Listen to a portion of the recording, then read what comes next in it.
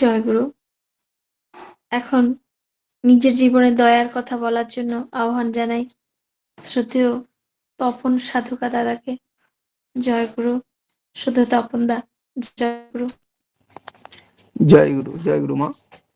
আপনি 25 থেকে 30 মিনিট বলুন। ঠিক আছে।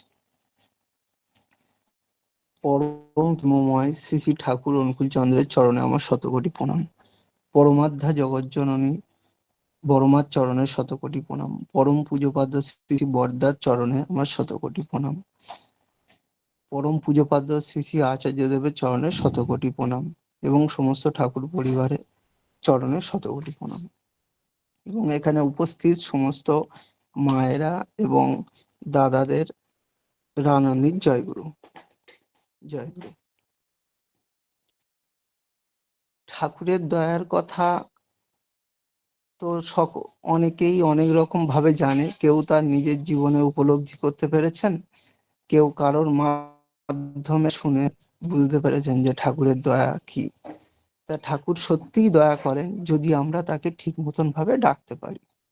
আমরা অনেক সময় দেখা যাচ্ছে যে জিনিসটাকে গুরুত্ব দেই না, কিন্তু গুরুত্ব দিয়ে যদি ঠাকুরকে মানা যায় তা ঠাকুর ঠিক তার ফল দেখান, অবশ্যই দেখান। কিন্তু আমাদের একটু মনোযোগী হতে হবে এবং মন দিয়ে তাকে প্রার্থনা করতে হবে। তো এরকম বহু উদাহরণ বহু মানুষের কাছ থেকে আমরা নিজেরাও শুনেছি। তো শুনেছি, জেনেছি এবং আমি প্রত্যক্ষভাবে নিজের জীবনেও উপলব্ধি করতে পেরেছি। আমি অনেকদিন আগেই দীক্ষা নেই নৈহাটি সৎসঙ্গ মন্দির থেকে। আমার বড় মামা আমাকে দীক্ষা দিয়ে দেয়। তো তারপর থেকে চলতো। তো ঠাকুর সম্পর্কে মানে আমি শুধু এটাই জানতাম যে ইষ্টভীতি করতে হবে, এইটাই। কিন্তু আস্তে আস্তে আস্তে আস্তে নানা রকম অনলাইনে যুক্ত হওয়ার পরে ঠাকুর সম্পর্কে অনেক কিছু জানতে পেরেছি এবং বিভিন্ন কাজের পারপাসে আমি বিভিন্ন জায়গায় গিয়েছি।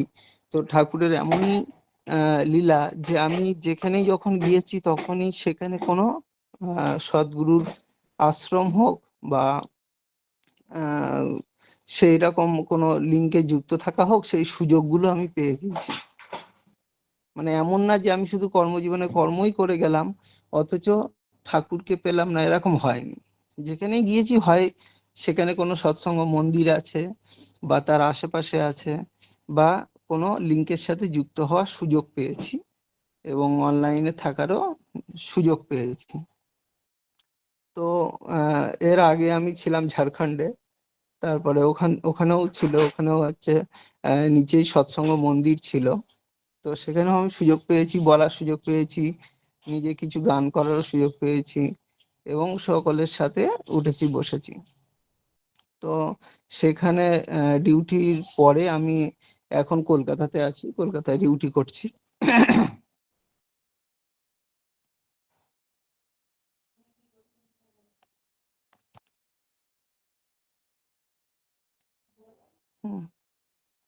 এবার যেটা আমার বলার উদ্দেশ্য যে নিজের জীবন দিয়ে উপলব্ধি করা যায় ঠাকুরকে। তো আমরাও তো নাম ধ্যান যজ্ঞে উপস্থিত থাকি, নাম ধ্যান করি। তো অনেক ক্ষেত্রেই অনেকেই দেখা যাচ্ছে যে নানা রকম শারীরিক সমস্যার ভেতরে জর্জরিত থাকে। তো ঠাকুরের নাম করে দেওয়া হয়, সে বিভিন্ন লিঙ্কে হোক বা সৎসঙ্গ মন্দিরে গিয়ে হোক, ঠাকুরের নাম করে দিলে আমরা দেখেছি, লক্ষ্য করেছি যে তারা সুস্থ হয়ে যায় এবং ঠাকুরকে নিয়ে যারা চলছে তাদের প্রত্যেকের জীবনে খারাপ না, ভালোই হয়েছে, খারাপ কিছুই হয়নি। হয়তো বড় বড় বিপদের হাত থেকে ঠাকুর ঘুরিয়ে তাকে সামান্য কিছুর মধ্যে দিয়ে তাকে পার করে দিয়েছেন। এবার দেখা যাচ্ছে তাদের কর্মফল হোক, কোনো কারণে হোক, বড় ধরনের কিছু তাদের আছে, কিন্তু সেইটাকে ঠাকুরকে আশ্রয় করে যারা বেঁচে আছে তাদের ঠিক কিছু না কিছু পথ ঠাকুর বার করে দিয়েছেন। তো সেই রকম একটা ঘটনা, আমি বেশি বিস্তারিত বলবো না, আমার জীবনেও ঘটেছে। তো আমার ছোট থেকে এমনি টুকটাক অল্প অল্প মাথা একটু ব্যথা ট্যাথা করতো, অত গুরুত্ব দিতাম না। আমি এটা মেডিকেল লাইনেই আছি, তো সেই হিসাবে আমি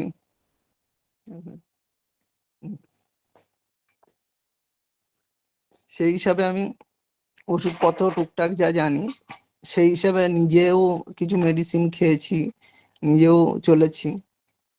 তো ঠিক হয়ে গিয়েছে, গুরুত্বটা কম দেওয়া হয়ে গেছে। তো অনেকের ক্ষেত্রে আমরা সাধারণত নিজেরাই বলি যে এই হয়েছে, এটাকে গুরুত্ব দাও, এই ওষুধ খান বা কিছু। আমরা অনেককে বুঝিয়েছি, কিন্তু নিজের জীবনে ওই গুরুত্বটা আমাদের কম দেওয়া হয়ে গিয়েছে। যে ঠিক আছে, ও সেরে যাবে, কোনো ব্যাপার নেই, এরকম একটা জিনিসটা চলে এসেছে। সেটা বহুদিন থেকে, জন্মের থেকেই টুকটাক কিছু সমস্যা হতো। আগে হোমিওপ্যাথি পাশেই ছিল, আমাদের চেনাশোনা দাদু সম্পর্কে হয়, বললেই একটু ওষুধ দিয়ে দিত, ব্যাস ওটা খেলেই ঠিক হয়ে যেত। অত গুরুত্ব কিছুতেই দেওয়া হয়নি। জ্বর জ্বালা ছোট থেকে টুকটাক যা হয়েছে ওইভাবে আমরা করেছি। পরবর্তীকালে একটু বড় হওয়ার সাথে সাথে আমার বড় মামা হচ্ছে নৈহাটি সৎসঙ্গ মন্দিরে ওখানে আছেন, উনিও দীক্ষা নিয়েছেন। তো আমাকে বললেন যে দীক্ষা নেওয়ার জন্য। তো আমি আমার ওয়াইফ দুজন আহ, একসাথেই আর কি ওখান থেকে দীক্ষা নেই। দীক্ষা নিয়ে আমরা ইষ্টভীতি করতে থাকি, তারপর ঠাকুরের সম্পর্কে টুকটাক আহ, জানতে থাকি। এইভাবে চলতে চলতে বিভিন্ন জায়গায় কাজকর্মের মধ্যেও যুক্ত থাকি। থাকতে থাকতে আস্তে আস্তে আমি যত অনলাইনের ভেতরে, এই যে করোনা পরে যত অনলাইনের সাথে যুক্ত হলাম, নানা রকম মানুষের কথা শুনে, নানা রকম আহ, মানুষের অসুবিধে সুবিধা এবং তাদের ভালো মন্দ সমস্ত কিছু তারা যখন আলোচনা করেন, শুনে ঠাকুরের প্রতি ভালোবাসাটা অনেকটা বেড়ে গিয়েছিল, যে না, ঠাকুরকে নিয়ে চলতেই হবে। এইটা একটা মাথার ভেতরে চলে এসেছিল যে ঠাকুর ছাড়া কোনো উপায় নেই। আমরা যাকেই যতই ভালোবাসি, যতই যে স্থানেই থাকুক না কেন, সবার ঠিকই আছে, কিন্তু মেন ঠাকুরকে মাথায় নিয়ে চলতেই হবে। তো আমার ওরকম জীবনে অনেক ঘটনাই ঘটেছে, যে দেখা যাচ্ছে অনেক সময় যখন দীক্ষা নেইনি, অনেক সময় অনেক কাজে গিয়েছি, দেখা গেছে যে কাজটা আমার হলো না, হলো না, চলে আসলাম, ভাবলাম যে ঠিক আছে আবার যেতে হবে। মানে একটা এমনই একটা পরিস্থিতির সৃষ্টি হতো যে ধুস আর যাব না, আর আর ওইটার প্রতি আর করবো না। হ্যাঁ, ধরো কোনো একটা কাজ দিল, কোনো আহ, একটা ধরো ব্যাংকেই কোনো কাজে গেলাম, সেই কাজটা সেদিনকে সেই স্যার আসলেন না বা কিছু, সেই কাজটা হলো না। তখন একটা রাগ হতো ভিতর ভিতর, যে তাই তো একটা কাজে আসলাম, কাজটা আমি পারলাম না, একটু মনে মনে রাগ করে ধুস আর যাবো না বা আর করবো না, এরকম একটা মনের ভেতরে আসতো। যখন আমি দীক্ষা নিলাম এবং হচ্ছে নাম ধ্যানে বসলাম, নাম ধ্যান করলাম, সকলের ঠাকুর দয়ার কথা এবং নানা রকম ভাবে যখন আমি চলতে থাকলাম ঠাকুরকে নিয়ে, তখন দেখলাম যে এটা কোনো ব্যাপারই না, যে এটা হচ্ছে মানে এটা ঠাকুর চাইছেন। এইটা আমার মাথার ভেতর চলে এলো, যে আজকে গিয়ে এই কাজটা আমার মেটেনি বা এই কাজটা আমার হয়নি, তার অর্থ হচ্ছে ঠাকুর এটা চাননি যে আজকে ওটা হোক, নিশ্চয় তার ভেতরে পজিটিভ কোনো কিছু আছে, তার জন্য হয়নি। ফলে আমার মনের ভেতরে আস্তে আস্তে একটা পজিটিভ জিনিস বাসা বাঁধতে থাকলো, যে তাই তো, আজকে আমি এই কাজটা যখন করতে যাব তখন আমি ঠাকুরকে প্রণাম করেই বার হব, এবং সকালে ইষ্টভীতি তো করবোই, এবং সেই কাজটা যাওয়ার আগে ঠাকুরকে প্রণাম করে বার হব। এবং ওখানে গিয়ে আমি দেখেছি তুলনামূলক দীক্ষা নেওয়ার আগের থেকে দীক্ষা নেওয়ার পরে সেই কাজগুলোতে সফলতা অনেক বেশি পেয়েছি। আগে কি হতো, কাজটা পেতাম না, একটা মন খারাপ করতো, একটু মনের ভেতরে একটা রাগ তেজ এইগুলো হতো, চলে আসতাম। এইবার এখন বুঝেছি যে ঠাকুরকে নিয়ে চললে ওই কাজটা আমার হয়নি মানে ওটা একটা পজিটিভ দিক আছে, নিশ্চয়ই তার একটা গুরুত্ব আছে পরে, এবং নেক্সট ডেটে গিয়ে যখন সে কাজটা হয়েছে দেখেছি যে অনেকটা বেশি আনন্দ পেয়েছি। তো এইভাবে আস্তে আস্তে নিজের মন থেকে ওই যে একটা কষ্ট বা একটা না হওয়ার যে একটা দুঃখ থাকে, সেই জিনিসটাকে আস্তে আস্তে ভুলে যেতে থাকলাম। ফলে দেখা গেল যে ওই টেনশন থেকে আমার নিজেকে সরিয়ে রাখতে পেরেছি। ফলে আস্তে আস্তে আনন্দ পেয়েছি, ঠাকুরকে নিয়ে চলার আনন্দ পেয়েছি, এবং নানা রকম সৎসঙ্গে যুক্ত হয়েও অনেকের কথা শুনেও নিজেকে খুব ভালো লেগেছে। এবং আমি একটা সময় জব করতে করতেও আমি অনলাইনে যখন হতো কন্টিনিউ অনলাইনে যুক্ত থাকতাম, কানে হেডফোন হয়তো থাকতো, কিন্তু আমি কাজ করছি এদিকে, আমি ওই সাথেও যুক্ত থাকতাম। যুক্ত থেকে ভালোই লাগতো, আর ভালোও হতো, সব দিক দিয়ে ঠিকঠাকই চলতো। তো কোনো এই যে এইভাবে চলতে চলতে কত বছরের পর বছর কাটিয়ে দিয়েছি, কিন্তু কোনো অনুভূতিই হয়নি, বা কোনো ব্যাপারটা, দুঃখের ব্যাপারটা অতটা আসেনি। ভালোভাবেই দিনগুলো কাটছিল। কাটতে কাটতে হঠাৎ করে এই রিসেন্টলি কিছুদিন আগে তো দেখা গেল যে আমার হঠাৎ করে মাথায় একটা পেন হলো। এর আগেও বহুবার আমার পেন হয়েছে, মাথায় ব্যথা করতো আগে টুকটাক, খুব কম, হয়তো দেখা যাচ্ছে আজকে একবার হলো, কোনো একটা ওষুধ খেয়ে নিলাম, আবার 6 মাস পরে বা 2 মাস পরে আর একবার ওরকম একটু পেন হলো। তো গুরুত্বটা কম দেওয়া হতো, কারণ আমি জানি যে আমার কাছে ওষুধ আছে, আর আমি নিজে মেডিকেল লাইনে যেহেতু আছি, সেহেতু কোনো একটা কিছু খেয়ে নিতাম, ট্যাবলেট খেয়ে নিয়ে কমে যেত, বা হোমিওপ্যাথি কিছু খেয়ে নিতাম, অ্যালোপ্যাথি কিছু খেয়ে নিতাম, খেয়ে কমে যেত, বা একটু রেস্ট নিলে ঘুমালে ঠিক হয়ে যেত। তো এর জন্য অন্য ডক্টরকেও দেখিয়েছিলাম। তো তখন অনেকে মাইগ্রেন বা এটা নর্মালের ওপর দিয়ে জিনিসটাকে করেছে। আমিও নরমাল ভেবেই টুকটাক খেতাম, বা ব্যাগে অনেক সময় পাইরিজেসিক মানে প্যারাসিটামল ট্যাবলেট রেখে দিতাম, বা অ্যান্টাসিড কিছু রেখে দিতাম, যে টুকটাক সমস্যা হলে ঠিক আছে ওইগুলো খাবো, বা যেখানেই যেতাম না কেন ওইটা আমার ব্যাগের সঙ্গে রেখে দিতাম, যে যেন কোনো রকম অসুবিধার মধ্যে পড়তে না হয়। ওটা খেলেই সঙ্গে সঙ্গে একটু বসলাম বা একটু রেস্ট নিলাম, সঙ্গে সঙ্গে জিনিসটা হয়ে যেত। কাজের জায়গাতেও অনেক সময় হয়েছে যে মাথাটা একটু ব্যথা করছে, তো সঙ্গে সঙ্গে একটা পাইরিজেসিক খেয়ে নিলাম বা একটা অ্যান্টাসিড খেয়ে নিলাম, নিয়ে একটু 10 মিনিট 5 মিনিট রেস্ট নিয়ে আস্তে আস্তে আস্তে আস্তে ব্যথাটা কমে গেছে। তো এইভাবে ডাক্তারকেও আমি নিজেও দেখিয়েছি, যেহেতু মেডিকেল লাইনে আছি, তো হসপিটালে অনেক ডক্টরের সাথেও চেনাশোনা আছে, তো তারা স্যারদেরকে বলার পরে ওনারাও আম দেখেছেন। দেখে গুরুত্বটা অত ডিপলি না নিয়েই ওনারাও হয়তো মাইগ্রেন বা অন্য কিছু বলে কিছু ট্যাবলেট, কিছু মেডিসিন দিয়েছেন, সেইভাবে আমি চলেছি। কিন্তু হঠাৎ করে রিসেন্ট একটা জায়গায় আমি হচ্ছে এরকম নাইট ডিউটি করছিলাম। কিছুদিন আগে মানে কয়েক মাস আগে নাইট ডিউটি করতে করতে হঠাৎ করে দেখি যে অতিরিক্ত একটা মাথায় যন্ত্রণা হচ্ছে। এবার তার আগে দুপুরে খাওয়া দাওয়া করেছি, ঠিক আছে। রাত্রের দিকে দেখছি, মানে ওখানে নাইট ডিউটি ছিল, নাইট ডিউটি সময় দেখছি যে অতিরিক্ত একটা মাথা ব্যথা করছে, পেন হচ্ছে। তো আমি জানছি যে পেন হচ্ছে, ঠিক আছে, একটা অ্যান্টাসিড আগে খেয়েছিলাম, তারপরে আহ, একটা পাইরিজেসিক খেয়েছিলাম, মানে কিছু খাওয়া দাওয়ার পরে একটা পাইরিজেসিক খেলাম, কিন্তু ব্যথাটা একদমই কমলো না, যেন বিদ্যুৎ চমকানোর মতো চিরিং মেরে মেরে আমার মাথাটা ব্যথা করতে লাগলো। তার মানে যে এত ব্যথা তো কোনোদিন এত দিন পর্যন্ত হয়নি।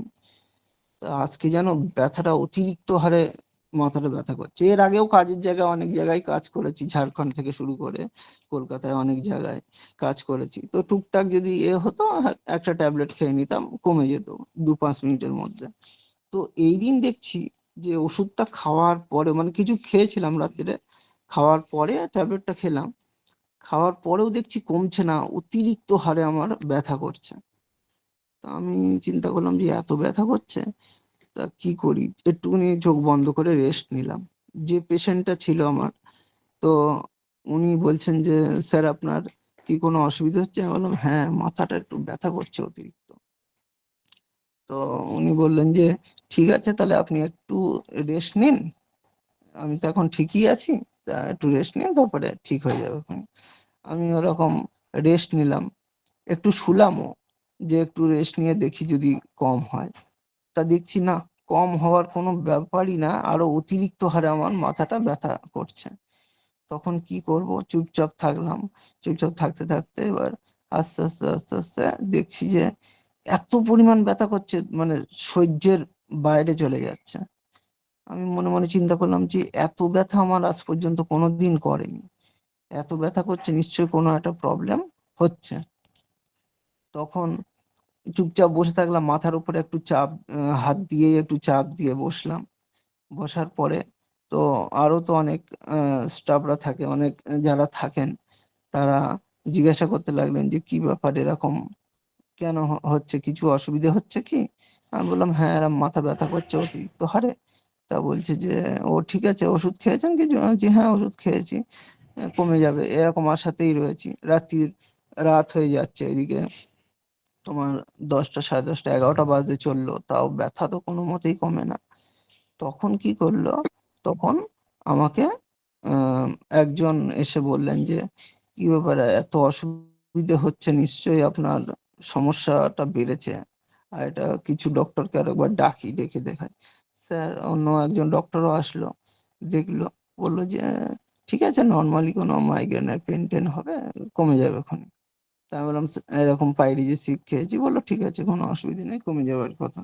দেখছি কমছে না, অতিরিক্ত হারে আরো, মানে বিদ্যুৎ চমকানোর মতো চিলিং মেরে মেরে মাথাটা ব্যথা করছে। তখন চিন্তা ভাবনা করলাম যে না, এখানে থাকলে প্রবলেমটা আরো বাড়বে। তখন আমি ওখানে না থেকে আস্তে আস্তে ওনাদেরকে বললাম, যে পেশেন্ট সে আমার থেকে একটু বয়সে ছোট হবে, উনি বললেন যে, স্যার, আপনি একটা কাজ করুন, এখান থেকে ওলা করে বাড়িতে যাওয়াটাই বেটার হবে। তো অন্যান্য যারা স্টাফরা থাকে তারা আমাকে বলল যে, ওলা তাহলে করে দিচ্ছি, বাড়িতে গিয়ে আজকে দিনটা রেস্ট নিন, কালকে আবার চলে আসবেন খুনি। আমি তখন মুখে বলছি, না না, ঠিক আছে, কোনো অসুবিধা নেই। কারণ কি, এর আগে একবার দুবার এরকম মাথা হালকা ব্যথা করেছে, এত না। ওই হালকা ব্যথাতে আমি হয়তো ওরকম পাইরিজেসিক জাতীয় বা প্যারাসিটামল কিছু খেয়েছি, 2-4 মিনিটের মধ্যেই আস্তে আস্তে আস্তে আস্তে নর্মাল হয়ে গেছে, বা একটু রেস্ট নিলাম, একটু রেস্ট নিলেই জিনিসটা ঠিক হয়ে যেত। তো এই দিন দেখছি কোনো মতেই কমে না, এত যন্ত্রণা করছে, এত যন্ত্রণা করছে বলার মতো না। মানে আমি কারোর কথা আমার কানের ধারে বাড়েই আসছে না, কে কি বলছে না বলছে কিছুই আমি বুঝতে পারছি না, শুধু যন্ত্রণা করছে, শুধু যন্ত্রণা করছে। এবার পেশেন্টেরই তোমার প্যারাসিটামল, তখন পাইরিজেসিক আছে 1000 পাওয়ারের, তারই চলতো, তার ফিমার বোন সার্জারি হয়েছিল, তো তার পেন জন্য ওই ওষুধটা চলতো। তখন আমি, তো আমার কাছে যেটা ছিল 650, তা আমি বললাম যে একটু বেশি পাওয়ারই 1000 পাওয়ারেরই খেয়ে নিয়েছি। খেয়ে কোনো মতে কমে না। এবার পেশেন্ট নিজেই বলছে, আমি তাহলে ওলা বুক করে দিচ্ছি, আপনি আহ, বাড়িতে রেস্ট নিয়ে কালকে সকালে চলে আসুন। কারণ সেও বুঝতে পারছে যে আমি অতিরিক্ত একটা যন্ত্রণায় যন্ত্রণা ভোগ করছি আর কি। তারপর না পেরে উনি ওলা বুক করে দিলেন। এবার আর যারা ছিলেন কাছাকাছি, তারা সঙ্গে সঙ্গে আমার জিনিসপত্রগুলো, ব্যাগ ট্যাগ যা ছিল হ্যান ওলাতে সব তুলে দিলেন, আর গাড়ি ভাড়াও দিয়ে দিলেন। দিয়ে আমাকে বলল যে ঠিক আছে। এবার আমি বাড়িতে ফোন করলাম, তখন প্রায় 11টা বাজে। বাড়িতে ফোন করলাম যে এরকম অতিরিক্ত মাথা ব্যথা করছে, তো আমি বাড়ি যাচ্ছি। তো বললো, হ্যাঁ, চলে আসো। দিয়ে আমাদের অফিসেও ফোন করা হলো, বললো যে হ্যাঁ ঠিক আছে, অসুবিধা হলে যান। এবার ওদের আর যারা ছিল তারা বললো যে আমরা দেখে নেবো, অসুবিধা নেই। তো তপনদা বাড়িতে যাক, রেস্ট নিয়ে কালকে আসবে, তাহলে ভালো। তো অফিস বললো, হ্যাঁ ঠিক আছে, কোনো ব্যাপার না। তো যথারীতি আমি ওখান থেকে অটোতে, এই ওলাতে উঠলাম। ওলাতে ওঠার পরে ব্যাগপত্র সমস্ত, আর যারা ছিল তারাই আমাকে গুছিয়ে টুছিয়ে দিয়ে তুলে দিল। তুলে দেওয়ার পরে এইবার দেখছি যে মাথা ব্যথাটা আরো যেন দ্বিগুণ হয়ে গেল। মানে কি, গাড়িটা হালকা হালকা যখন চলছে, হয়তো ঝাঁকুনি লাগছে, তাতে আমার আরো বেশি ব্যথা করছে। তো ড্রাইভার দাকে বললাম যে, দাদা, আমি একটু পেছনের সিটটাতে আমি একটু শুচ্ছি, আর আমার অতিরিক্ত শরীরটা খারাপ লাগছে, আপনি একটু দেখে শুনে চলুন, এই অ্যাড্রেসে যেতে হবে। তো বললো ঠিক আছে, কোনো অসুবিধা নেই, আপনি রেস্ট নিন। দিয়ে আমি পেছনের এতে শুলাম। শোয়ার পরে, কলকাতাতে এটা, শোয়ার পরে তখন উম দেখলাম তো গাড়ি তো মাঝে মাঝে চোখটা একটু খুলছি, দেখছি যে মিটার প্রায় 100-র ওপরে তুলে দিচ্ছে গাড়ি। আর ড্রাইভার দাও বুঝে গেছে যে অতিরিক্ত হারে আমার অসুবিধা হচ্ছে, ওই জন্য খুব স্পিডে গাড়ি চালিয়েছে। তো আমি মাঝে মাঝে তাকাচ্ছি, কিন্তু ওইদিকে আমার কোনো ধ্যান নেই। আমার আস্তে আস্তে আস্তে আস্তে কখন, মানে চোখ, মানে ঘুমও আসছে না, এদিকে অতিরিক্ত যন্ত্রণা করছে, সহ্যের বাইরে যেটা বলে। তো এত ব্যথা ব্যথা কোনোদিন করেনি, সেই দিন যে হারে করেছে। তো আমি যে ব্যথা করছে, ঠিক আছে, এই করতে করতে আমার আস্তে আস্তে দেখি ঘুম চলে আসে কখন। ঘুম চলে আসার পরে আমি ঘুমিয়ে পড়ি। এবার ওকে তো বলা আছে, অ্যাড্রেস সব দেওয়া আছে, ও কাছাকাছি, আমার বাড়ির কাছাকাছি, এদিকে আমার রাত হচ্ছে, 12টা বেজে গেছে, বাড়ি থেকে টেনশন করছে যে কি ব্যাপার, আমাকে বললো আসবে, আসছে না, ওরা ফোন করে যাচ্ছে, আমার পকেটে ফোন বেজেই যাচ্ছে। এবার ড্রাইভার তো সাহস করে আমার পকেট থেকে ফোন বার করতে পারছে না, যে কি করে বার করবে, যে যদি কোনো হয়।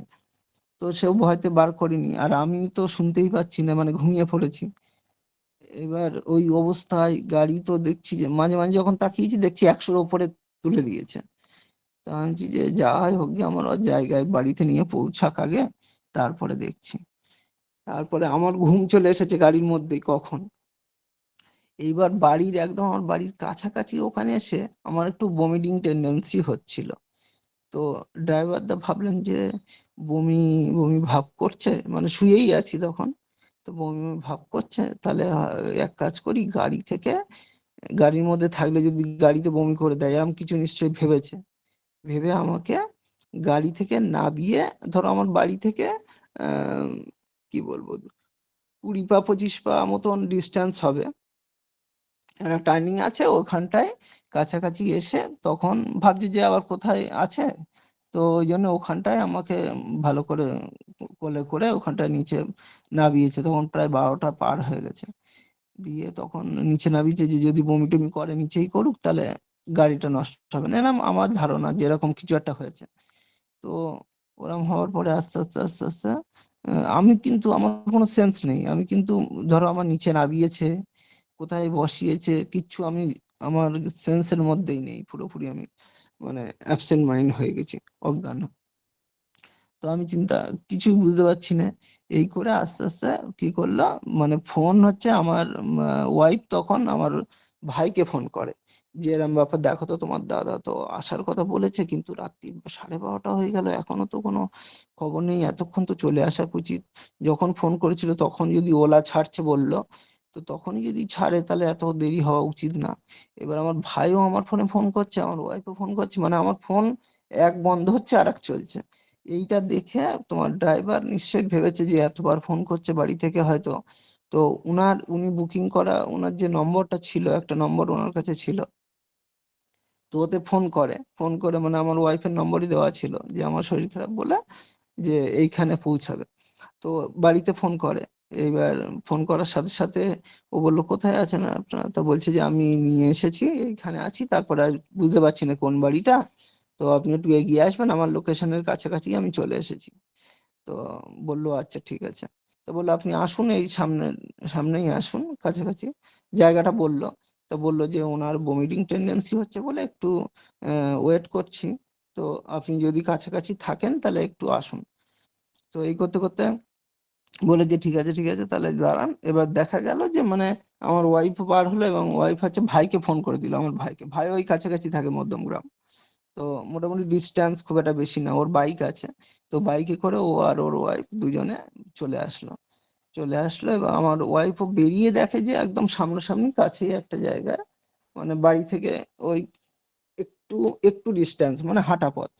তো এর ডিস্টেন্সে একটা জায়গায়, তো আমার গাড়ি থেকে নামিয়ে একটা জায়গায় বসিয়েছে। আর তো ওখানেই আছি আমি।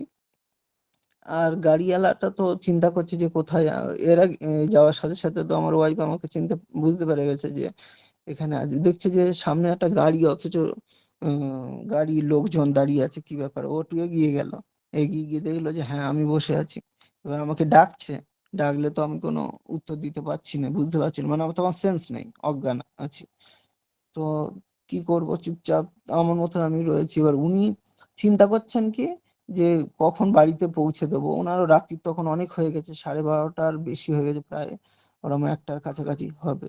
ঠিক আছে, তখন কি করলো, আস্তে আস্তে উনি চুপচাপ হয়ে গেল, এবং আশপাশে দু একটা লোকজনও বার হচ্ছে, মানে আমাদের বাড়ি থেকে একদম কাছেই ঘটনাটা ঘটেছে। তো এইবার আমার ওয়াইফ বেরিয়েই দেখে যে ওখানে আমি। এবার সঙ্গে সঙ্গে গিয়ে দেখছে যে আমি নিচে বসে আছি আমি। এবার উনি বললেন যে কি ব্যাপার, ওনাকে নিচে বসালেন কেন? তো বলছে ভমিটিং টেন্ডেন্সি, মানে বমি বমি করছিল, যদি বমি টমি করে তার জন্য বলছে। তাই বলে গাড়ি থেকে নিচে বসাবেন, গাড়ি থেকে নিচে বসানো কোনো একটা পেপার টেপার কিছু বা ক্যারি ট্যারি কিছু যদি দিতেন ভালো হতো। নিচে বসানোটা একটা, শীতে তখন তো ঠান্ডাটা ভালোই আছে, তো শীতের সময় আমি তো কাঁপছি, আমার সেন্স নেই, কিন্তু বসিয়ে রেখেছে একটা মানে হেলান দিয়ে, মানে খুব একটা ময়লা জায়গা না, পরিষ্কার, মানে কাছাকাছি, আমার বাড়ির কাছাকাছি। তো এবার গিয়ে তাড়াতাড়ি করে আমাকে গিয়ে দেখছে ওই অবস্থা দিয়ে, সঙ্গে সঙ্গে ও আমাকে ধরলো। ধরার পরে ও দুটো হাঁটুর ওখানে আমার সঙ্গে সঙ্গে মানে নিয়ে, তো বলছে আশপাশে পাশে বলছে যে একটু জল জল টল দেওয়ার জন্য। তো পাশের থেকে কিছু মানুষ ছিল, ওই পাশে যে বাড়িটার সামনে হয়েছিল। কি হয়েছে মা? হ্যাঁ থাক, আমি আসছি এক সেকেন্ড। এবার পাশে যে বাড়ির সামনেটা আর কি দাঁড় বাড়ি ছিল, তারাও চেনে আমাকে। তো সঙ্গে সঙ্গে বললো যে হ্যাঁ, তাড়াতাড়ি ওরা জল একটু বললো যে একটু তেল দিন, দিয়ে বার করে সঙ্গে সঙ্গে দিল। আমার ওয়াইফ সঙ্গে সঙ্গে ওইগুলো তেল টেল দিয়ে একটু টেনে দেখছে যে মানে আমার সেন্সটা ফেরে কিনা। ডাকছে তো কোনো উত্তর দিতে পারছি না তার জন্য। তো গাড়িওয়ালাকে বললো আমার ওয়াইফ, আমার ভাই ভাই ভাই বউ তখন চলে এসেছিল বাইকে করে। তো তখন বললো যে আপনি একটু দাঁড়ান, আপনার একটু দাঁড়ান, আমি এক কাজ করি, আপনার গাড়িতে করে, আপনি তো ফিরবেন, আপনার গাড়িতে করে আমি একটু বারাসাত দাদা একটু হাসপাতালে নিয়ে যাবো। তাড়াতাড়ি, একটু ঠিক আছে, তাড়াতাড়ি, হ্যাঁ। আচ্ছা, বারাসাত হাসপাতালে নিয়ে যাব, তো ওখান থেকে দেখিয়ে আপনাকে ছেড়ে দেবো। উনি বললো ঠিক আছে দাদা, কোনো অসুবিধা নেই। সঙ্গে সঙ্গে আমার ওয়াইফ গেল, আমার মেয়ে ছিল বাড়িতে, ওকেও নিয়ে নিল। নিয়ে আমার ওয়াইফ ও আমার ভাই বউ সবাই মিলে, ভাই বউ বাইকে গেল, আর এরা সবাই মিলে গিয়ে বারাসাত হাসপাতালে গেল। ওখানে গিয়ে স্ক্যান টেস্ক্যান করে দেখলো যে মাথায় তোমার ব্রেনে একটা জলের মধ্যে একটা টিউমার আছে, এরকম দেখলো। বললো এই জন্যেই উনি হয়তো ইয়ে হয়ে গেছে, বললো স্ট্রোক হয়ে গেছে, ওরা বলছিল স্ট্রোক হয়ে গেছে ওই জন্য। এবার আমার তো বাড়ির লোক তো সব টেনশন করছে, স্ক্যান টেস্ক্যান করে বলছে যে যা পরিস্থিতি হয়েছে এখানে হবে না, তো কলকাতায় আম, তোমার চিত্তরঞ্জন হোক বা অন্য কোনো মেডিকেল কলেজ হোক, সে সমস্ত জায়গায় গেলে এই সার্জারিটা হবে। এবার আমার ওয়াইফ আর দেরি করেনি, আমার ভাইকে বললো যে তুমি এক কাজ করো, বাইরে গিয়ে অ্যাম্বুলেন্স দেখো, আমরা এক্ষুনি বেরোবো। তখন ধরো প্রায় 1:30 পৌনে 2 বাজে। এবার ওইখানটাই তো আমার তখন সেন্স নেই, ওরা বললে স্ট্রোক একটা হয়েছে। তো এবার পায়ের তলায় ওরা জোরে জোরে মানে ঘষে দেখছে, ওই হ্যামার একটা থাকে যেটা দিয়ে সেন্স আছে এখানে দেখা যায়, তো ওটা দিয়ে করছে, করে করে কোনো রকম আমার সেন্সই পাচ্ছে না, মানে কোনো কথাই বলছি না, চুপচাপ হয়ে গেছি। তা ওরা বললো করে যে এই জন্য ওর মানে স্ট্রোক ঠিক হয়নি, মানে ওরই জন্য একটু মানে একটা সেন্সলেস মতন হয়েছে। তা আপনারা দেরি করবেন না, তাড়াতাড়ি করে, এখনো সময় আছে, তাড়াতাড়ি করে কলকাতায় নিয়ে যান। কলকাতায় নিয়ে গিয়ে চিকিৎসা করান, এবং যদি সার্জারিটা সময় মতন করতে পারেন তাহলে কোনো অসুবিধা হবে না। তো আমার ওয়াইফ আর দেরি করেনি, ভাইকে সঙ্গে সঙ্গে অ্যাম্বুলেন্স বললো, আর সঙ্গে সঙ্গে ব্যবস্থা করে দিল। দিয়ে ওখান থেকে অ্যাম্বুলেন্সে করে তাড়াতাড়ি করে 3-4 জন আরো ছিল, সবাই মিলে আমাকে নিয়ে চলে গেল। নিয়ে গিয়ে প্রথমে একটা হসপিটাল নিয়ে গেল, ওখানে দেখে বললো যে অবস্থা তো যা আছে, এখানে তো সার্জারি হবে না, তো এখানে দরকার নেই, আপনারা এনআরএস এ নিয়ে যান। তো বললো, আমার ওয়াইফ আর দেরি করেনি, ওই অ্যাম্বুলেন্সে করে তাড়াতাড়ি করে আবার ওখান থেকে ব্যবস্থা করে সঙ্গে সঙ্গে আবার এনআরএস এ নিয়ে গেল। এনআরএস এ হচ্ছে আমার ওয়াইফেরই জানাশুনো একজন আছে, তো উনি সিস্টার আর কি। তো তাকে ফোন করলো, ফোন করে বলছি ও তপনের, শিগগিরই আমি ডিউটিতে আছি, কোনো অসুবিধা নেই, তাড়াতাড়ি নিয়ে চলে আসো, আমি ব্যবস্থা করে দিচ্ছি। ও কিন্তু খুব ভালো কাজ করেছিল আমার জন্য, একটা এ কেবিন ওখানে ব্যবস্থা করলেন, ডক্টরদের সাথে কথা বলে দিলেন। দেওয়ার পরে তো ওনার সাথে বললো তপনের, তো ঠিক আছে, দিয়ে ও সঙ্গে সঙ্গে আমাকে ব্যবস্থা করে দেওয়ার পরে আমরা তাড়াতাড়ি করে ওখানে পৌঁছালাম। ওখানে সঙ্গে সঙ্গে অ্যাডমিট হয়ে গেল, ডক্টর দেখলো। ডক্টর দেখার হিড়িক পড়ে গেল, যেহেতু ওখানকার সরকারি নার্স, তো উনি বলেছেন যে এটা আমার ভাই হয়, তো একটু ভালো করে দেখতে হবে। তো ওরা আরো করলো, ভালো করে দেখে আমাকে সব বুঝে শুনে ওখানেই রাখলো। তখন কিন্তু আমার সেন্স নেই, তখন অজ্ঞান হয়েই আছি। এবার আস্তে আস্তে ম্যানিটল ফ্যানিটল চালিয়ে, মেডেলটা বারাসাতেই চালিয়েছিল, ওর জন্য অনেকটা ভালো। দিয়ে সারা রাস্তা গিয়েছি, দিয়ে ওখান থেকে বললো যে ম্যানিটলটা চালিয়েছিল বলে অনেকটা বেটার। ফলে আমার সেই দিনটা মানে ওখানে পৌঁছাতে পৌঁছাতে তখন হচ্ছে আমার প্রায় সকাল হয়ে গেছে ওই জায়গায় পৌঁছাতে। তারপরে সারাদিন ছিলাম, বিকেলের দিকে আমার সেন্স এসছে। তার মধ্যে ওরা সব পরীক্ষা নিরীক্ষা করেছে।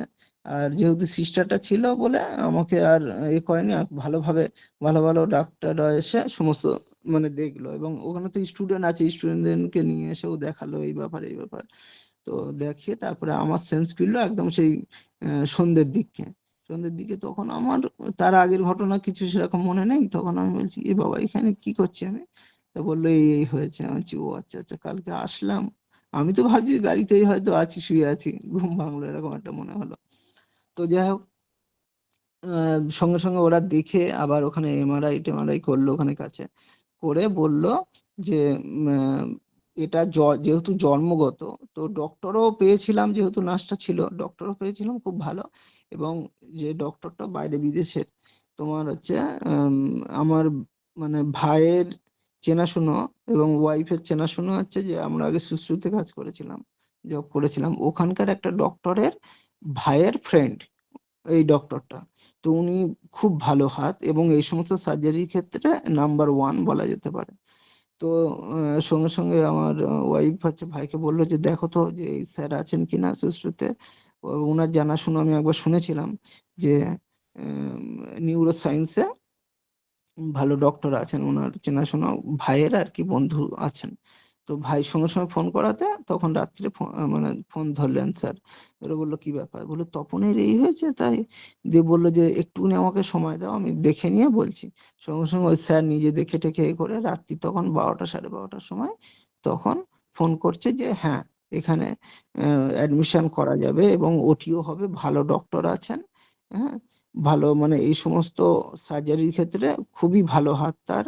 তো এইরকম একজন আছেন, আমারই ভাইয়ের বন্ধু। তা আমার ওয়াইফ আর দেরি করলো না, বললো যে ঠিক আছে তাহলে ওখানে ওখানে আমি হচ্ছে নিয়ে যাব। তো এখান থেকেও আমাদের এনআরএস থেকেও দেখে বলে দিল যে যেটা হয়েছে এটা সার্জারিটা খুব দরকার, যত তাড়াতাড়ি সার্জারি করবে তত তাড়াতাড়ি কিন্তু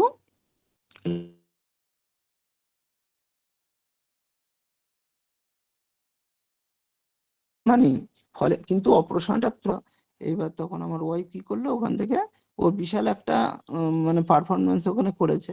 ডক্টরটা ছুটি দিতে চাইছিল না, কারণ এই আমার কেসটা একটু অন্যরকম বলে।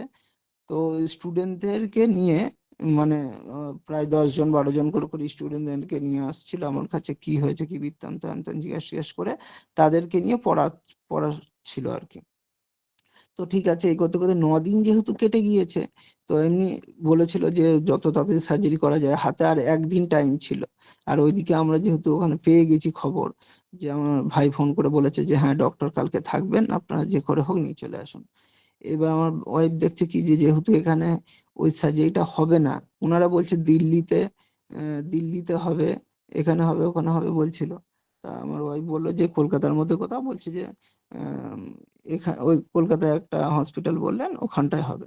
তখন এ বললো যে আমি তাহলে আর দেরি করব না, তাড়াতাড়ি। ও সঙ্গে সঙ্গে বিশাল একটা ভূমিকা পালন করেছে আমার ওয়াইফ। তো এইটা যে পালনটা করেছে, এর পেছনে সম্পূর্ণ ঠাকুরের একটা বিশাল ভূমিকা আছে। কারণ আমি হচ্ছে সেই সময়, তো আমার ওয়াইফ জানতো যে আমি অনলাইন সৎসঙ্গে অনেক সময় শর্মিষ্ঠা মা অনলাইনে থাকতাম, মানে নাম ধ্যান বলো থাকতাম। ও একবার নাম করে দিতেও বলেছিল শর্মিষ্ঠা মাকে। তো শর্মিষ্ঠা মাই মানিক বাবা বলে একজন আছে, শিলং এ উনি থাকেন। তো উনার সঙ্গে সঙ্গে আমি ওয়াইফকে বললাম যে ফোন করার জন্য। তো ও ফোন করলো শর্মিষ্ঠা মাকে, শর্মিষ্ঠা মা তুরন্ত ফোন ধরলেন। ধরে আহ, বিষয়টা শুনেই সঙ্গে সঙ্গে আর দেরি না করে একদম মানিক দাদা আছেন, তো আমরা মানিক বাবা বলেই ডাকছি, শিলং এ থাকেন উনি। তো উনার ফোন নম্বর এবং উনার বিষয় উনার ব্যাপারে বললেন যে উনার সাথে যোগাযোগ করতে, ফোন নম্বরও দিয়ে দিলেন, বললো আমিও বলে দিচ্ছি। শর্মিষ্ঠা মাও প্রচন্ড ভাবে আমাকে হেল্প করেছে, ঠাকুরের কাছে প্রার্থনা করা থেকে শুরু করে সব দিক থেকে। দিয়ে এবার উনার যোগাযোগ করতে বলেন। এবার সঙ্গে সঙ্গে আমাদের ওই ফোন নম্বরে ফোন করাতে মানিক বাবাও ধরলেন, কারণ তার আগেই শর্মিষ্ঠা মা মানিক বাবাকে বলে দিয়েছিলেন যে এরকম একটা কিছু ফোন টোন হয়তো আসবে এরকম ব্যাপার। তো উনি তুরন্ত ফোন ধরে, উনিও খুব অ্যাক্টিভ মানুষ, শিলং এ থাকেন এবং কিন্তু মানুষটা মানে ভগবানের স্বরূপই কাজ করেছেন একদম, এতটা ভালো অ্যাক্টিভ। বললো যে এনআরএস এ আমার চেনাশোনা আছে, তো আমি কথা বলে দিচ্ছি। এবার সঙ্গে সঙ্গে ফোন করে বললো যে ইনি আছেন, এনার সাথে কথা বলো এই ব্যাপার, ঠিক আছে। এবার সঙ্গে সঙ্গে আমার ইয়ে করলো ওয়াইফ, তাদের সাথে গিয়ে কথা বললেন। এবার তখন তো মানে ডক্টর দেখার একটা হিড়িক পড়ে গেল, মানে আমাকে নিয়েই যেন পুরো হসপিটাল মাতোয়ারা। এবং শুনলেন যে সদ্গুরু দীক্ষিত, দিয়ে তখন এবার উনিও আছেন, সে দীক্ষিত, দিয়ে খুব সুন্দরভাবে আমাকে দেখলেন এবং একদম পরিষ্কার ভাবে জানিয়ে দিলেন, যেটা অনেক ক্ষেত্রে করে না, ঢিলামিশি হসপিটালে হয়, আমি নিজেও মেডিকেল লাইনে থেকে জানি, যে বিষয়টা পরিষ্কারভাবে জানায় না যে এই জিনিসটা এখানে হবে না, এই কথাটা পরিষ্কারভাবে অনেক সময় জানানো হয় না। তার ফলে কি হয়, সময় চলে যায়, একটা বিপদ ঘটতে বেশি সময় লাগে না, তো অনেকের ক্ষেত্রে বিপদ চলে আসে সম্মুখে।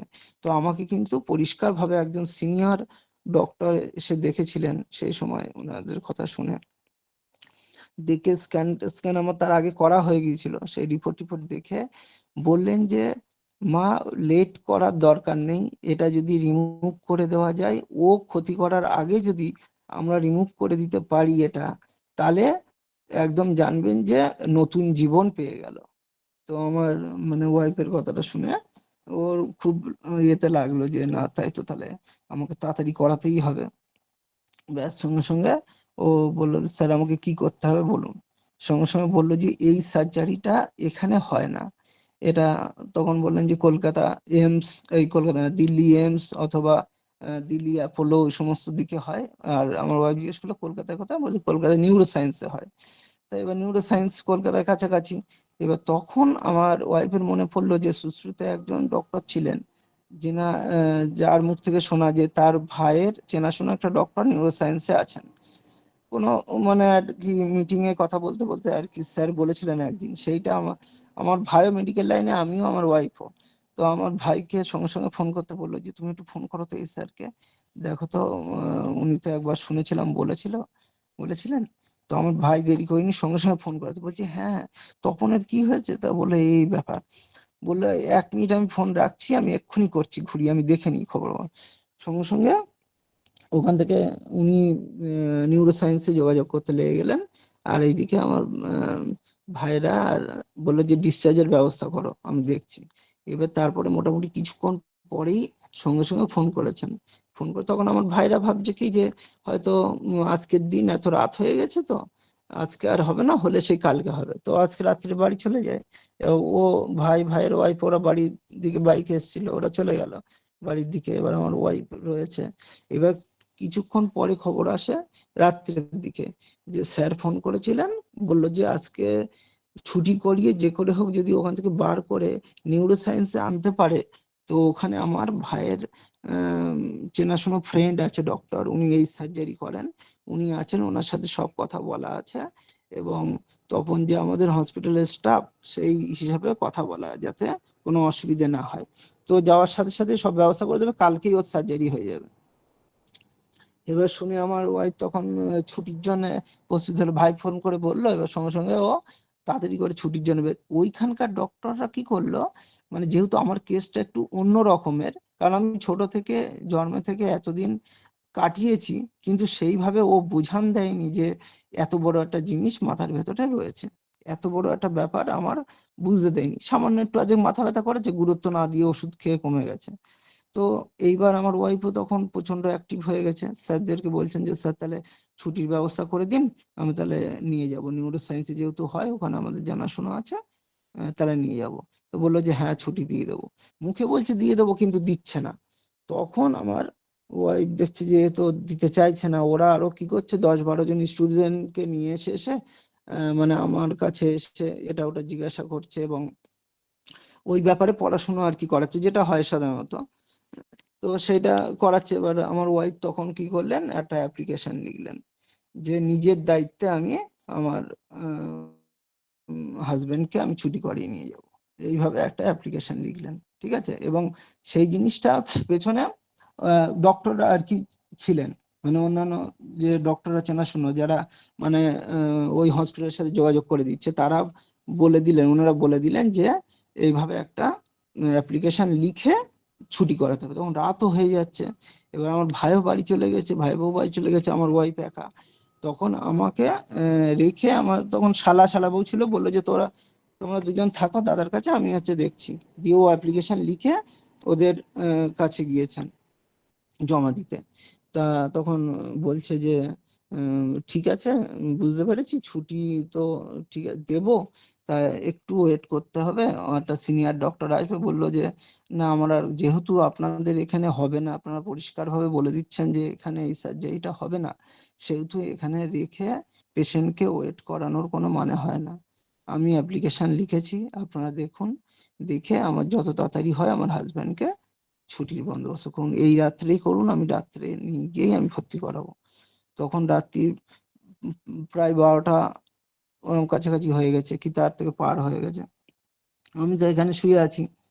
এবার ও গিয়ে বলাতে, এবার ওনারা কিন্তু ছুটি দিতে চাইছেন না, কিন্তু এ একটু প্রেশার দিয়েছে এবং অ্যাপ্লিকেশনটা দিয়েছে, এবার অ্যাপ্লিকেশন তো করতেই হবে, দিয়ে যথারীতি করে ওনারা দেখছেন যে না, এ এত জোর করে বলছে বিষয়টা, তার মানে নিশ্চয়ই এর পেছনে চেনাশোনা কোনো হাত আছে, যার জন্য এত জোর করে বলছে যে আমার দায়িত্ব আমি নিয়ে যাচ্ছি, আপনাদের এতে কোনো দায়িত্ব থাকবে না, আমার পেশেন্টকে আমি দায়িত্ব করে নিয়ে যাব। এই কথা বলাতে তখন এবার স্যার বলছে যে ঠিক আছে ঠিক আছে, ছুটির বন্দোবস্ত করে দিচ্ছি। তো ছুটির বন্দোবস্ত এদিকে করে দিল, আর একজনকে বললেন, তিনি তাড়াতাড়ি করে আমাকে ছুটি বন্দোবস্ত করলো। ওইদিকে ভাইকে ফোন করে দিল, ও চলে এলো, ফটাফট করে সব ব্যবস্থা করে ওখান থেকে বার করে, একদম কোনো কথা না, রাত্রি তখন 2টো-2:30টার দিকে নিউরো সায়েন্সে নিয়ে চলে গেল। নিউরো সায়েন্সে নিয়ে গেলেই ওরা সঙ্গে সঙ্গে এমার্জেন্সিতে দেখে সব চেক টেক করে বললো, ওয়ার্ডে তুলে দিল, বললো কালকে সার্জারি হবে। এবার তখন করলো, তখন আমার ওয়াইফকে আর ভাইকে স্যার ডাকলেন, যিনি ওটি করবেন। তো উনি ডেকে বললো এই ব্যাপার, তো এটা কিন্তু একটা জন্মগত আছে, যেটা ও বুঝতে পারিনি বা সেরকম ভাবে এ কোনো এফেক্ট করেনি, কিন্তু ও যদি কোনো এফেক্ট করতো তাহলে একটা বড় ধরনের এফেক্ট করতো। তো যাই হোক, সময় মতন যতক্ষণ ও যে কোর্সটা করেছে, যে এটা করেছে, ওর সার্থক যে ও করেছে এবং নিজে এটা জানতে পেরেছে, তার জন্য, এবং সময় মতন এই সার্জারিটার জন্য প্রস্তুতি নিয়েছে, এটাও একটা খুব গুরুত্বপূর্ণ জিনিস। কারণ এই জিনিসটা রেখে দিলেই এ চুপচাপ থাকবে, কিন্তু হঠাৎ করে এমন সময় এমন একটা ঘটনা ঘটে হয় যেটা একদম জীবন নিয়ে টানাটানি। তো বললো কালকেই আমি সার্জারি করব, কোনো অসুবিধা নেই, রাত্রিরে ওয়ার্ডে থাক। এবার তখন আমার ওয়াইফ গেল, ওয়াইফকে সব লিস্ট দেখাচ্ছে যে দেখুন এরকম অনেক এরকম পেশেন্ট ভর্তি আছে, কিন্তু আপনার যেহেতু একটা ডক্টরের রেফারেন্স আছে, আমার বন্ধু বন্ধুর দাদা আর কি, যেহেতু এই রেফারেন্সটা পেয়েছি, সেহেতু কালকেই ওর সার্জারিটা কিন্তু আমি করবই। তো এরা শুনে খুব খুশি হলো। তা বললো যে কোনো টাকাতেই, মানে অ্যাকচুয়ালি যদি আরএসবিআই বা এতে আমার আরএসবিআই কার্ডও সঙ্গে সঙ্গে আমার শ্বশুরবাড়ি ওখান থেকে ওই দিনের দিনই, মানে একটা কার্ড ছিল তাতেই নামে আর কি আমার নাম তুলে দিয়েছে। বললো এই কার্ডের মাধ্যমে করতে গেলে কিন্তু অনেক লেট হবে, দেখুন এরকম 2-3 পাতা নাম দেখালো, যে এতটা কিন্তু নাম আছে যাদের এখন হয়ে যাবে। তো সেটা না করে যদি ক্যাশে করান হয়তো খরচা একটু বেশি হবে, কিন্তু তাহলে কালকেই হয়ে যাবে। তো আমার ওয়াইফ বললো যে হ্যাঁ ঠিক আছে, সেটাই করানো হবে, কোনো ব্যাপার না। সঙ্গে সঙ্গে ও তাতেই রাজি হয়ে গেল, দিয়ে বললো যে স্যার আপনার যেটা করার করুন, যেটা ভালো হয় করুন, কিন্তু আমার স্বামীকে যে করে হোক বাঁচান। তো বললো ঠিক আছে, আপনি চিন্তা করবেন না, আমি এই কেস করি, এতে আমার এক্সপিরিয়েন্স আছে, আর বহু এরকম কেস করেছি, তারা ভালো আছেন। তো বললো স্যার আপনি যেটা ভালো বুঝে কালকে সার্জারি করুন, তাহলে আমাদের সম্পূর্ণ মত আছে। দিয়ে সব আমার পরীক্ষা নিরীক্ষা করতে থাকলো, সব যা করার করে টুরে। এবার রাত্রি ওখানে ঘুমালাম, ঘুমানোর পরে সকালে তখন আমার সার্জারি হলো। আমার শুধু ওয়াইফ বা আমি নিজেই একটা জিনিস করলাম, যে নিজে মনে মনে ঠাকুরকে ডাকতে থাকলাম, যেখানে মেন মেন জিনিসটা আমার বলার, যার জন্য আজকে আমি সবার সামনে এই কথাগুলো রাখছি, যে আমি ঠাকুরের নাম করতে থাকলাম। এবার আমার জন্য ওখানে বেডের ব্যবস্থা করেছে, সমস্ত কিছু ওরা আসছে। হ্যাঁ, তো তার আগের হসপিটালে আমার দেখলো আমার সুগার প্রেশার নর্মাল থাকে, তো তার এনআরএস যখন দেখেছিল ওখানে দেখলো সুগারও হয়, প্রেশারও হয়। তা আমি বললাম যে যত বারবারই ওরা আসছে আর দেখছে যে এই দুটো বেশি আছে, আমি নিজে বলেই ফেললাম আপনার হয়তো মেশিনের কোনো অসুবিধা আছে। আমি নিজে নিজে কিন্তু আমার সুগার ফুগার গুলো চেক করি, কারণ আমি হসপিটালের সাথে যুক্ত, তো আমি নিজের সুগার প্রেশার এগুলো আমি নিজেই চেক করি, কিন্তু অত বেশি থাকে না। তখন ওনারা ভাবলেন যে হ্যাঁ হতে পারে, সেটা হতে পারে হয়তো। দিয়ে যথারীতি এখানে এসে দেখলাম যে সবকিছু আবার নর্মাল, কোনো ব্যাপার না। তো যাই হোক, ওনারা স্বীকার করেছেন যে আমাদের মেশিনে একটু সমস্যা হয়তো হয়েছে তার জন্য। যাই হোক, ওটা কোনো ভাইটাল ব্যাপার না। এইবার যেটা আমার মেন কথা বলার, যে আমি শুধু সেই সময়টায় রাত্রি থেকে আমাকে ভর্তি করে দিল ওরা, সব নিচে, আমার ওয়াইফ থেকে শুরু করে ওরা সব নিচে রয়েছে, যে সকাল হলেই সার্জারি হবে।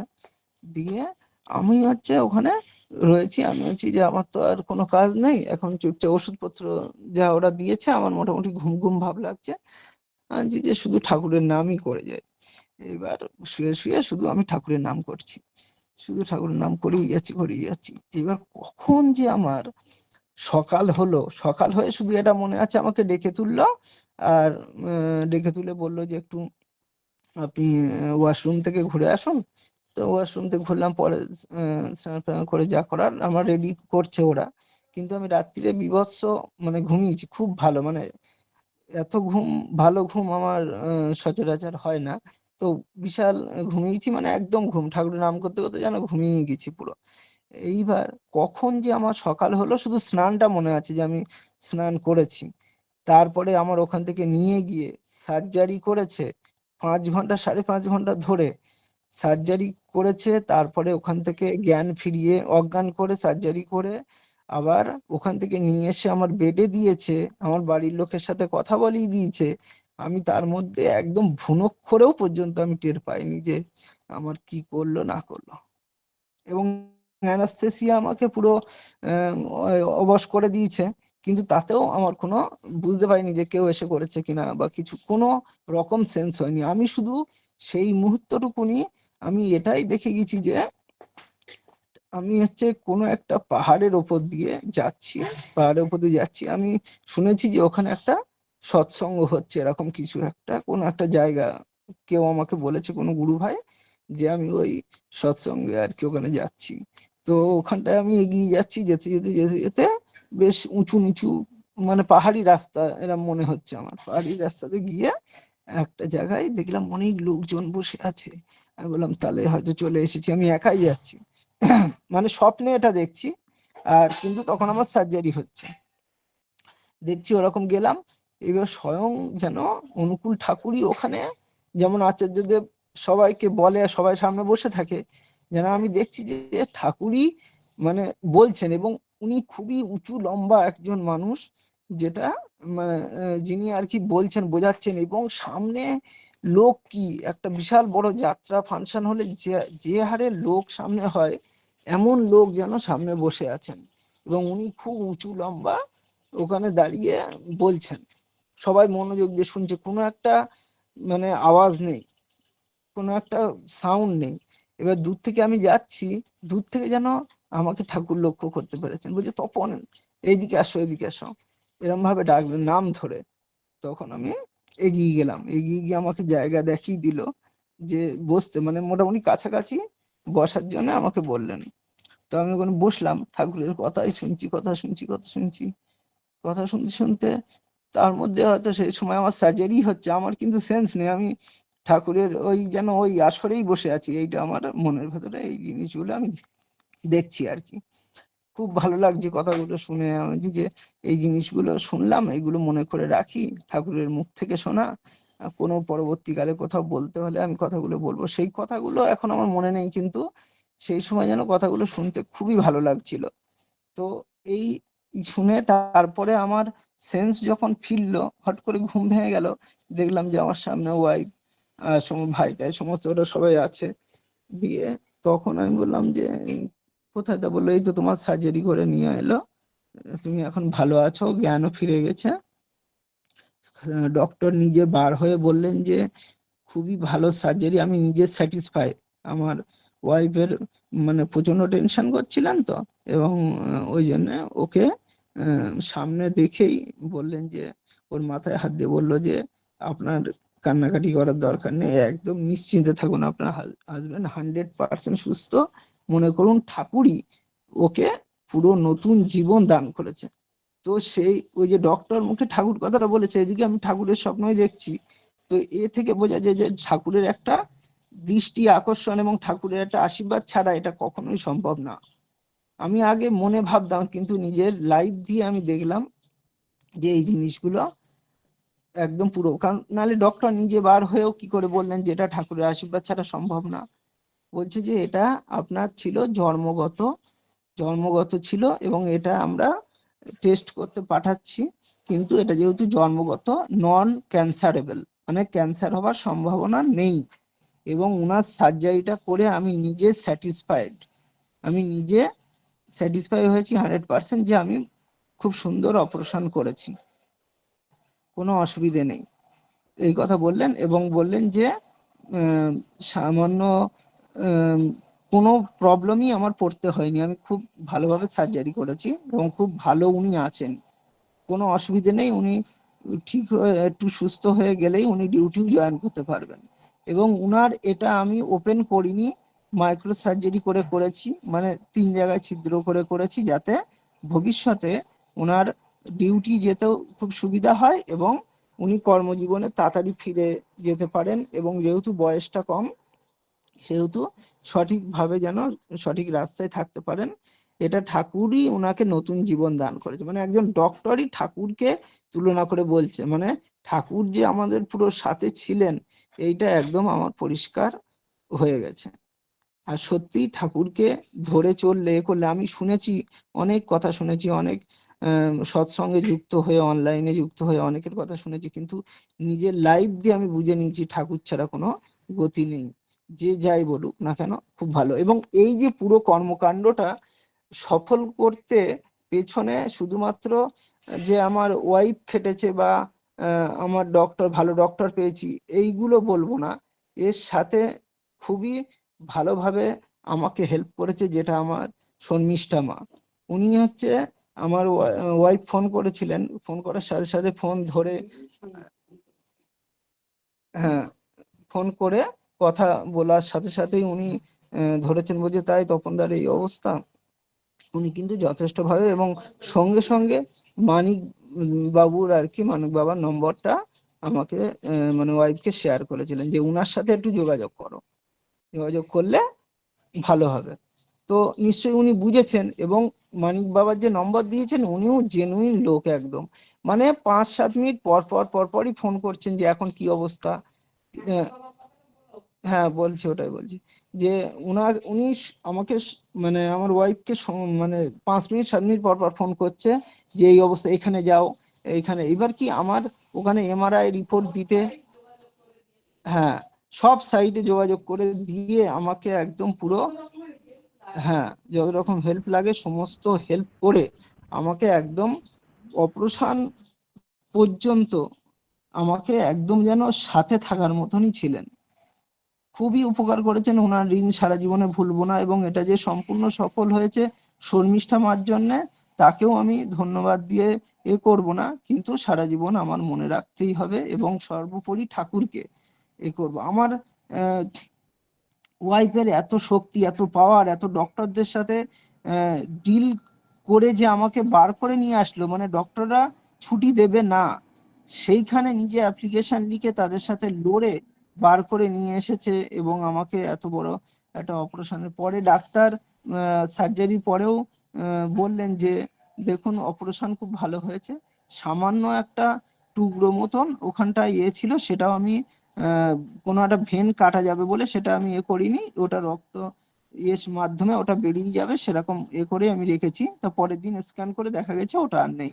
মানে বললো যে আপনার হাজবেন্ড 100% ঠিক আছে, এই কথা বললো। আর আমি এটা সম্পূর্ণ বিশ্বাস করি, করি যে ঠাকুরকে ধরেছিলাম, ঠাকুরকে নিয়ে চলেছিলাম বলে আজকে এই সফলতাটা আমি পেয়েছি।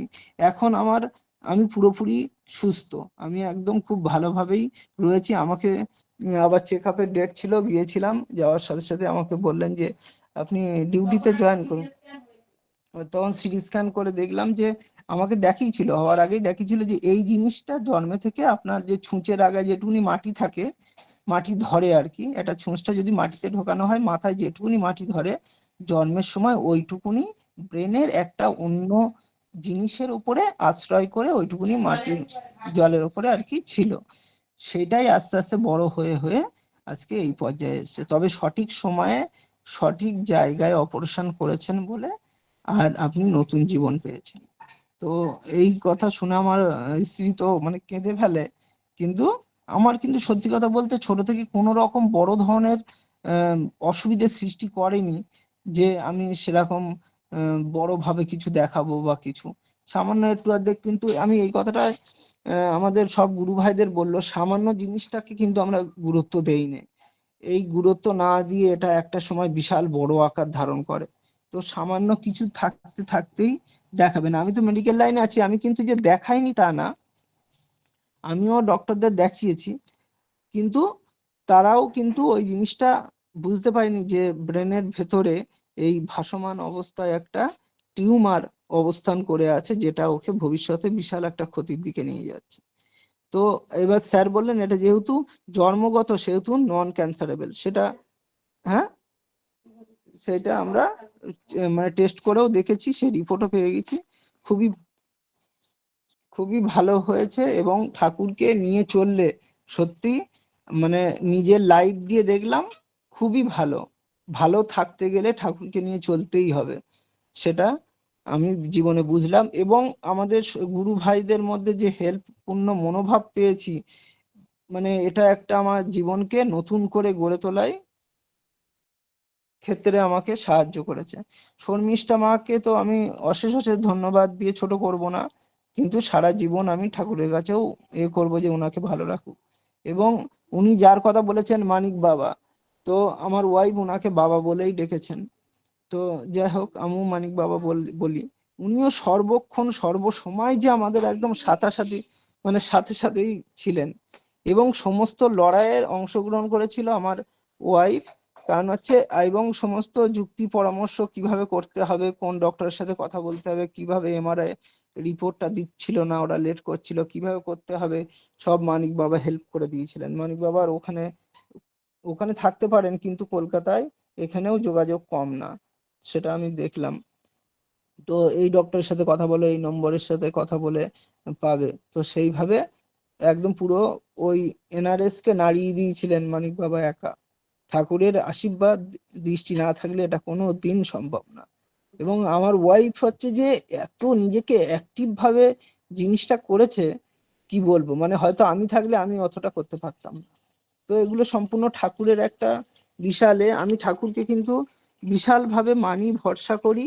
এবং এর আগেও যেখানে ছিলাম সেখানেও নিচেও গান টান করেছি, ঠাকুরের গান টান, ঠাকুরকে মেনে চলি। আমি চলে দেখেছি যে জীবনে কোনো ক্ষতি নেই ভালো ছাড়া।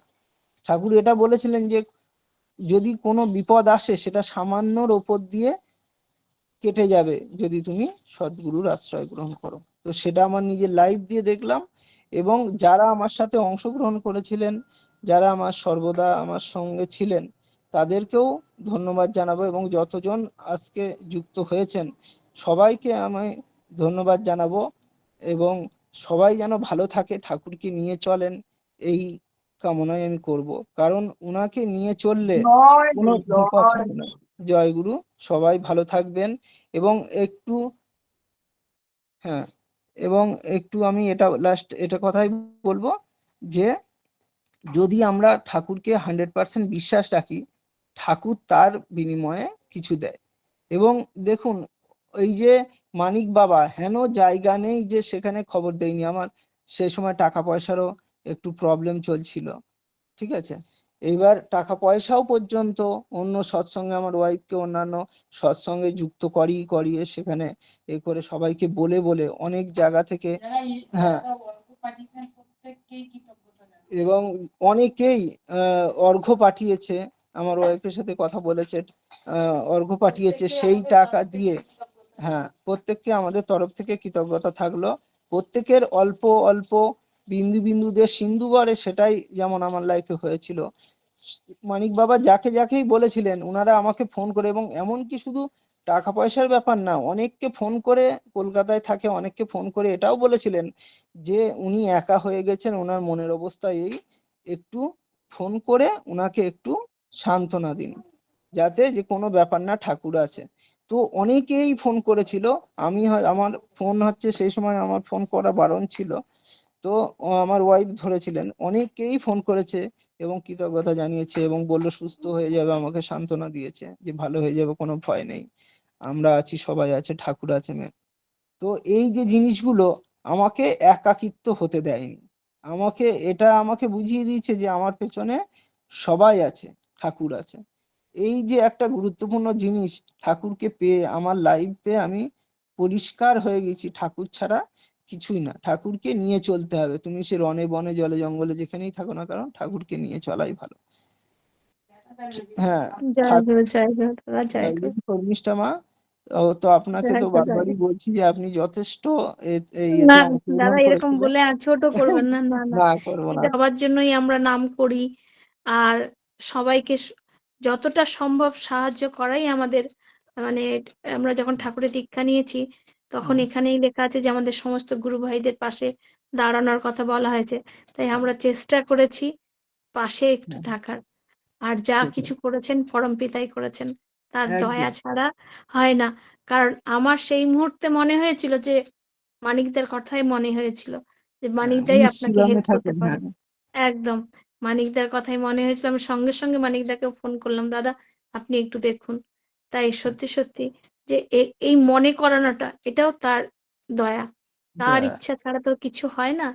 তাই সেটাই। আমরা পরমপিতার কাছে প্রার্থনা করব, আপনি একবারে ভালো হয়ে যান, সুস্থ হয়ে যান, আপনার ডক্টরকে শরীর দেখানোর ডেট ছিল, গিয়েছিলাম। তার আগেও তো ডক্টর এত ভালো যে রেগুলারই সকালে একবার করে আমাকে ভিডিও কল করে, আমি সচরাচর এরকম ডক্টর দেখিনি যে সার্জারি করার পরেও পেশেন্টকে এত করে খোঁজ খবর নেয়, সেটাও ঠাকুরের দয়াতেই সম্ভব হয়েছে।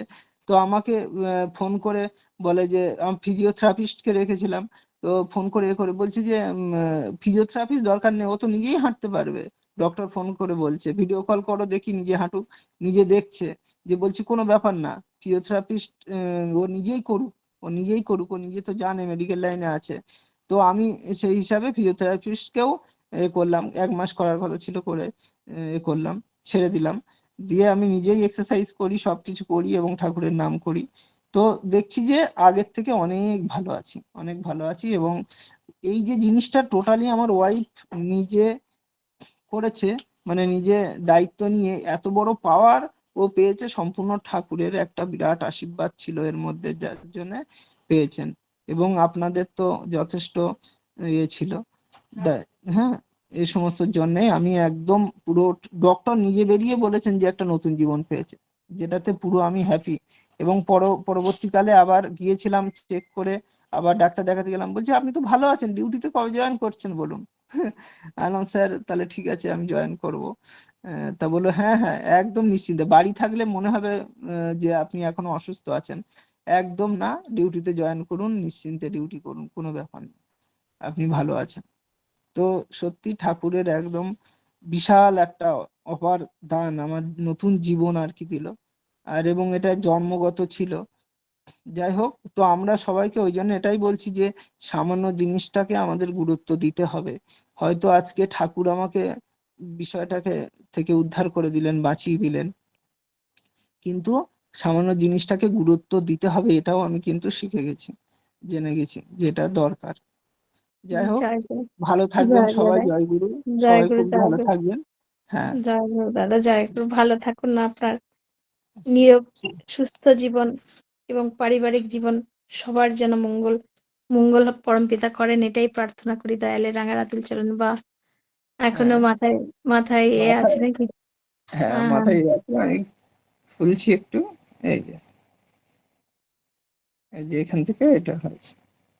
তো এটা আমার কিন্তু ওপেন সার্জারি হয়নি, স্যার নিজেই বলেছেন, যেহেতু ও একজন হসপিটালে জব করে, সেহেতু আমি ওপেনটা করব না, ওপেনটা করলে কি ও আরো 3-4 মাস বাড়িতে রেস্ট নিতে হবে, তো দরকার নেই। মাইক্রো করেছে, 2-3 জায়গায় ছিদ্র করে সামান্য, সেখান থেকেই আর কি উনি করেছে, মাইক্রো সার্জারি করে বার করেছে, ড্রেনেজ করে বার করেছে জিনিসটা। তো পরেও আমি স্ক্যান অনেকবার করা হয়েছে, আবার চেক আপে গিয়েছিলাম তখনও করেছেন, বললো একদম আপনি সুস্থ, মানে আগের থেকে ধরে নিন ভালো আছেন, এটা বললো। যাক, তো আমি যাক, সত্যি ফ্রি বোধ করছি, খুব ভালো লাগছে, কথা বলেও ভালো লাগছে। এবং বললো যাক যে দাদা। আপনি একদম কর্মজীবনে নেমে যান, ভাববেন না যে আর পেশেন্ট। তো আমি ওই তো নিজে কাজের মধ্যে যুক্ত অলরেডি হয়ে গেছি, তো ডিউটি জয়েনও করবো 2-1 দিনের মধ্যেই, কথা বলা হয়ে গেছে সব। যাই হোক, ভালো যাক, থাকবেন। যাক। একদম, খুব একদম। ঠাকুরকে নিয়ে আমাদের চলতেই হবে আমার জীবনে, আমি বুঝে গেছি। এবং সকলকে আমি এটাই বলবো যে ঠাকুরের দয়া কিন্তু আছেই, আমরা তাকে ঠিকভাবে দেখি না, মানি না, বা সেইভাবে ডাকি না বলে আমরা হয়তো পাই না। কিন্তু দেখুন, আমি অনেক ক্ষেত্রে এটাও লক্ষ্য করে দেখেছি যে কোনো অনেক সময় অনেক এতে দেখা গেছে যে বললো যে এই অসুস্থ, তো কিছু দেওয়ার জন্য, তো আমি ঠাকুরের দয়ায় যেটুকুনি পেরেছি দিয়েছি, কিন্তু তখন ভাবিনি যে নিজের ক্ষেত্রেও মানুষ এত ছুটে আসবে, এত তারাও আমাকেও হেল্প করবে, তখন কিন্তু আমি ভাবিনি। কিন্তু ঠাকুরের এটা আছে যে তুমি দেবে, তার 10 গুণ আমি তোমাকে দেখব। তো যাই হোক, আমাদের আগে ঠাকুরকে দিতে হবে, ঠাকুরকে করতে হবে, তারপরেই না আমরা পাবো। তো সেটা দেখেছি যে আমি অল্প কিছুই দিয়েছি, কখনো কখনো কোথাও দরকার পড়েছে দিয়েছি, কিন্তু আমার যাক দেখুন দাদা। এত বড় যাক, সার্জারিতে অনেকে হেল্প করেছে, অনেকে হেল্প যাক করেছে, দাদা। টাকা পয়সা দিয়ে, এক- সান্ত্বনা দিয়ে। জয় একদম, গুরু, একদম। সবাই ভালো যাক, থাকবেন। জয় গুরু দাদা, জয় গুরু, জয় গুরু। জয় জয় জয় গুরু, খুব ভালো থাকবেন সুন্দর সবাই। আলোচনা করে আমাদের ধন্য করলেন। আমার শ্রদ্ধেয় অশোক চ্যাটার্জি দাদা, ডক্টর অশোক চ্যাটার্জি দাদাও আছেন। আচ্ছা। উনিও এক দুরারোগ্য ব্যাধি, আপনার মতন, আপনার চেয়েও আরো দুরারোগ্য ব্যাধিতে হ্যাঁ। আহ মানে আক্রান্ত হয়েছিলেন, কিন্তু পরম পিতার দয়ায় অপারেশন করে আহ ভালো আছেন। শুধু একটু শর্টটা পরিবর্তন হয়ে গেছে, কিন্তু হুম। ভালো আছেন। লিঙ্কেও যুক্ত আছেন। যাই হোক, আচ্ছা। সবই হ্যাঁ, তারই জয় গুরু। দয়া। তাকে হুম, ভালোবাসলে তিনি আমাদের রক্ষা করেন। জয় গুরু। একদম, একদম। একদম, জয় গুরু, একদম। ভালো থাকবেন শুধু সবাই, ভালো বিশ্বাস থাকে। থাকবেন সবাই, জয় গুরু, ভালো জয় থাকবেন। ভালো আছো তো তুমি? গুরু। হ্যাঁ।